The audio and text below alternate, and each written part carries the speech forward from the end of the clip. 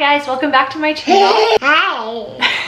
Today I'm doing part 2 of a controversial parenting topics video I did a couple of months ago. And once again, I'm going to be collabing with my good friend Arielle. She has a lot of super helpful videos to mamas on her channel, and I'm a huge fan of her content. And she's also just super sweet and fun. So definitely check out her video. I'm excited to see what topics she chose this time. Let's just go ahead and get right into it, because I know y'all are dying to know what I'm going to be talking about today. The first topic is whether or not to give your kids soda. My kids are 1 and 2, so they've never tried soda before. They definitely don't need that extra caffeine right now. But I will say when they get to a certain age, maybe like school aged, well, maybe that's too young too. I'm honestly not sure when I would start giving them soda. I would probably start with something like Sprite or orange soda, something that is caffeine free, and probably only like occasionally when we go out to restaurants or they're at their friend's house or whatever, they can have a cup of soda. Like, that's not a huge deal to me. We typically don't have soda at my house. We drink a lot of water and juice and lemonade, things like that, but we don't really have soda. My husband does drink Coke every now and then, but other than that, we don't have any soda at our house. So I don't think it'll be a huge problem if they have it occasionally as they get older, but as of right now, they are not drinking soda. I'm not introducing them to soda, but in the future, it's okay.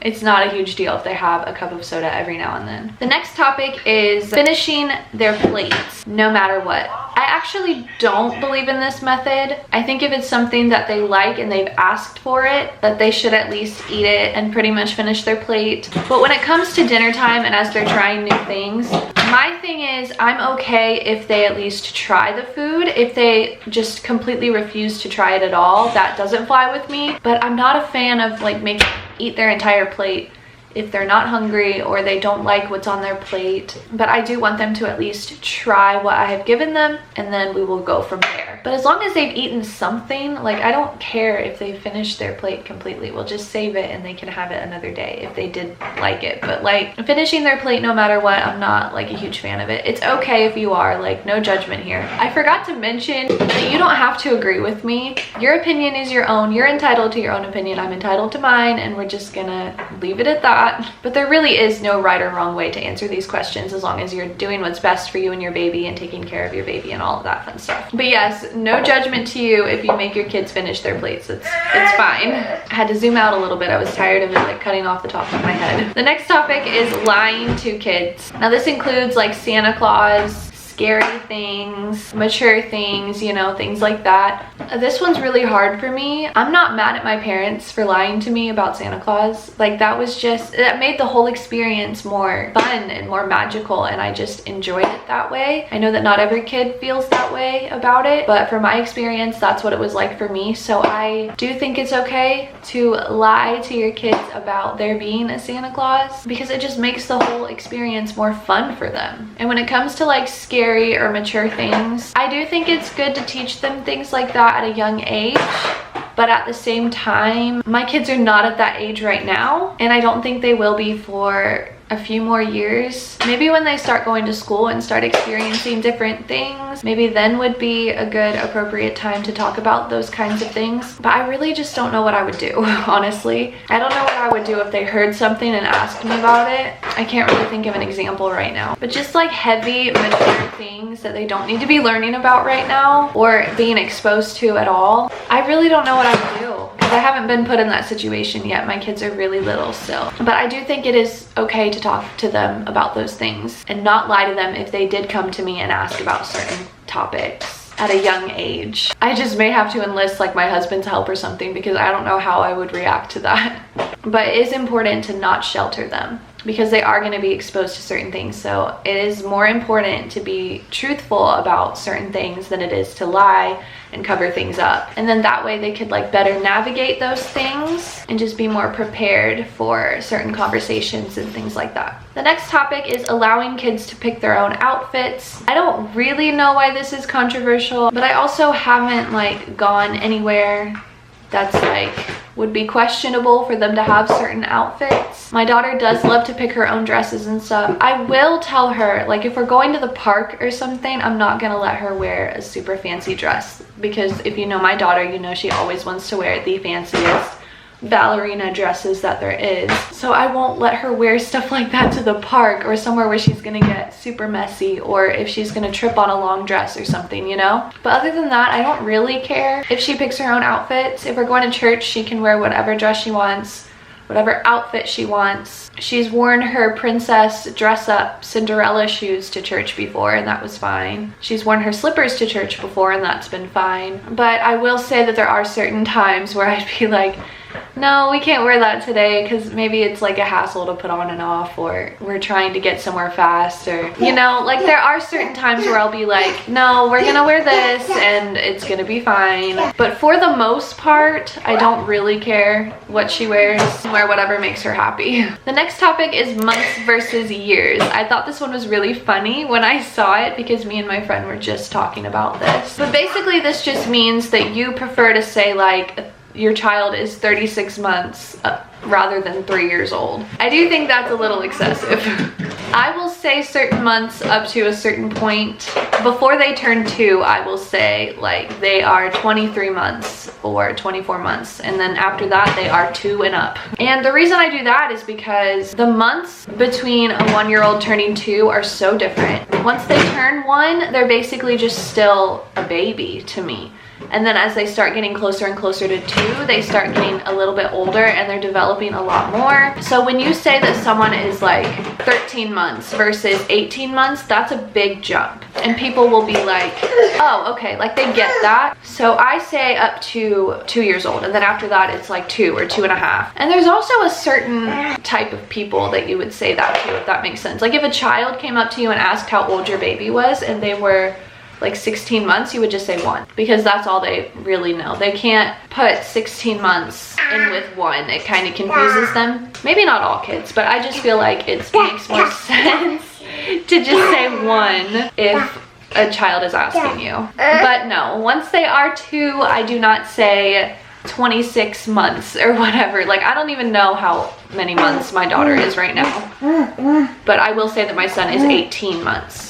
So yeah, that is as far as I go with that. The next topic is letting your kid win everything. This one's really personal to me too, because my husband, when he was growing up, his grandma, he saw his grandma a lot. He was one of his favorite people in the world. She let him win absolutely everything. That made him really spoiled when it came to games. He would get really, really angry if somebody did not let him win the game. And unfortunately, that carried into his adult life. So we cannot play board games or anything like that with my husband ever.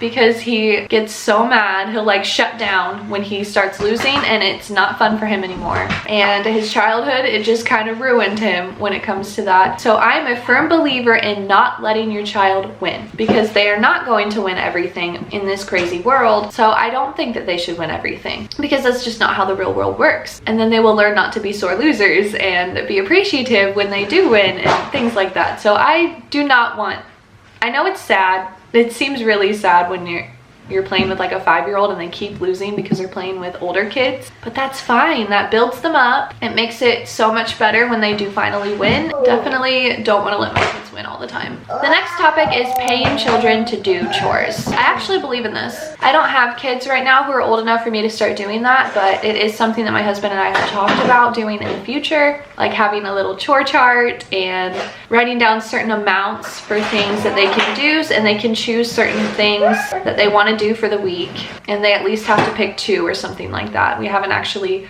worked everything out yet because we've got a couple of years before that is gonna be implemented. But yeah, I think this is super effective. It teaches them to work for their money, and then they would have like their own money that they can use to go buy toys or whatever. I don't know, I'm just really excited about doing that. Not just because they can clean the house for me, because I'm probably just gonna have to go after them and clean up after them anyway, because I'm like super neat freak, crazy about that stuff, and it just stresses me out when it's not done right. But just like teaching them that they need to work for what they have, like I don't think that's a bad thing. So I'm a firm believer in paying children to do chores in the future.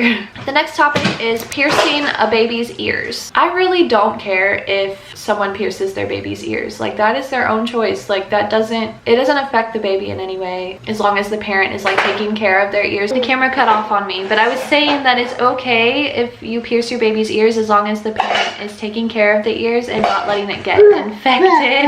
I personally did not pierce my daughter's ears. I chose to wait until she was old enough to tell me if she wanted to get her ears pierced or not. She hasn't asked me yet. I don't think she will because she doesn't really understand it yet. She loves looking at my earrings and stuff, and I do think that one day in the future she'll want to get her ears pierced. But as of right now, she is not at that point yet. She doesn't really understand. But when she does ask me, I will gladly say, yeah, of course, we can go get your ears pierced. And that is just the decision that I made, but it's okay if you get your baby's ears pierced. Like, that's not child abuse. Your daughter might thank you for doing that so early on. The next topic is pacifiers. I'm a firm believer in pacifiers when they are a baby.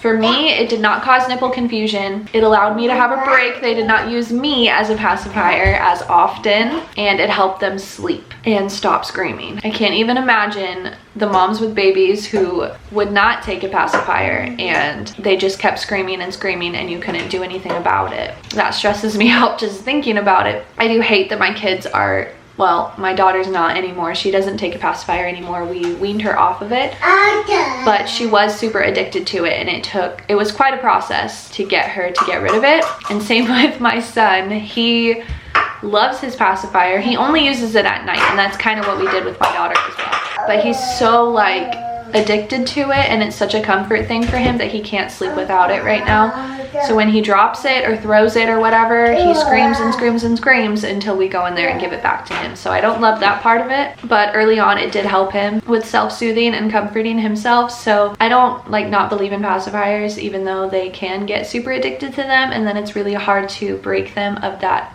addiction. But it's honestly fine. It's just one of those things that they need to transition out of, and it's not like a huge deal. So definitely not against pacifiers. My next topic is sharing photos online.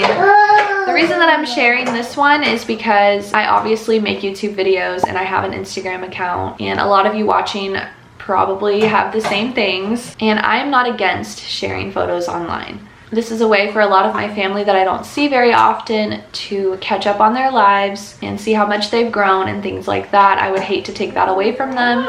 It's a way for me to have easy access to their growth and development in pictures and videos, a great way for me to look back on. I mean, I guess I could do that without posting them online, but it's just easier to have it that way because you run out of storage on whatever device you have, so you can have it somewhere else that you can go back to and look at, and your friends and family can look at it. Obviously, you have to be conscious of what you are posting because anybody can see your photos online or your videos online, and that can be a really scary thing. So definitely just have to be aware of what you are posting of your children. And I do think that once they get to a certain age, like school age, they will be on my channel less just for privacy reasons and because they are getting older and are going to be exposed to more things online. But at the age they are now, I don't see a huge issue with it. That's just my opinion. It's okay if you don't want to share your kids. I get that it's like a scary, creepy world. With them being so little, I like to have these memories to look back on. I like for my family to see them grow if we haven't seen them in a while, especially during this pandemic. And yeah, I really don't see a huge issue with it, at least not right now. My next topic is age to start dating. My kids are obviously super little, so we haven't had to really have this conversation yet. Noelle does have her little boyfriends at church, but like, she's 2. It doesn't matter right now. I personally did not start dating until I was 17. I didn't really have an age I needed to wait to start dating. And for me, that didn't matter. I waited until I was 17 just for personal preference. I didn't really care. I was also super awkward and did not make friends easily and did not talk to guys like ever. So that probably had something to do with it. And if Noelle is anything like me, it's gonna be the same way. Sorry, girl. But yeah, I think 16, 17 is okay to start dating. I'm not like a huge, you can't date until you're like 30.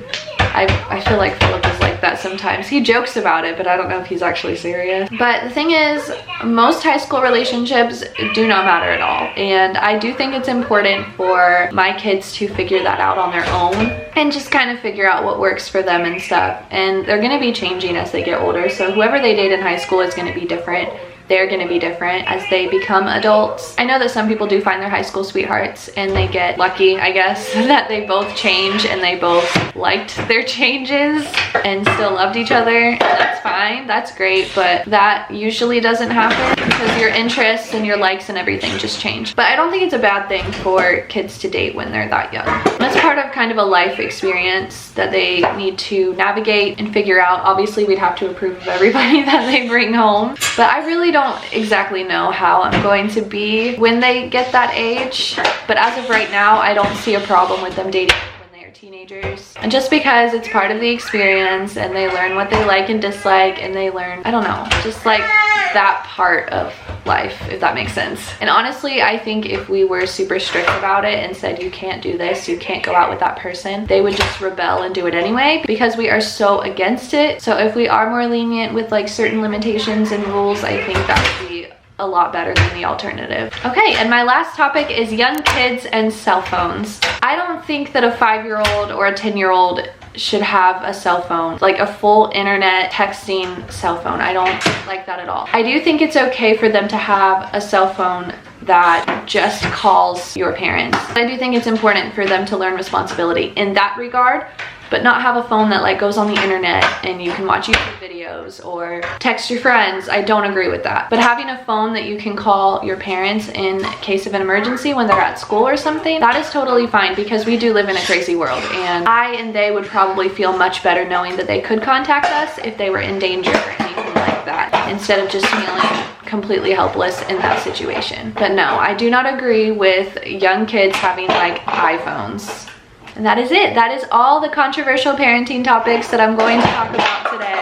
I feel like I'm yelling because my son is throwing toys around the room, but that is mom life for you. I just want to say thank you guys so much for watching this video. Please give it a thumbs up if you like it, and let me know how you feel about some of these topics. I would love to know and have those kinds of conversations, but please keep it nice and kind in the comments. Don't forget to check out Arielle's video. I'm so excited to watch hers and see what she talked about. I promise you will not regret clicking on her channel. I will have all of her info listed in the description. Please subscribe to my channel if you are new. It really helps me out, helps my confidence level and all that stuff. I don't know if you guys like my content or not. Now I will see you guys in my next video.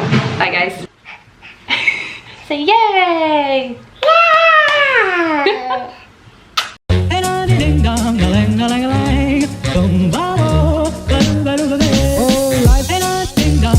If I could take you up and boom, boom, boom, boom, boom, tell me I'm the only one that you know. Life could be a dream.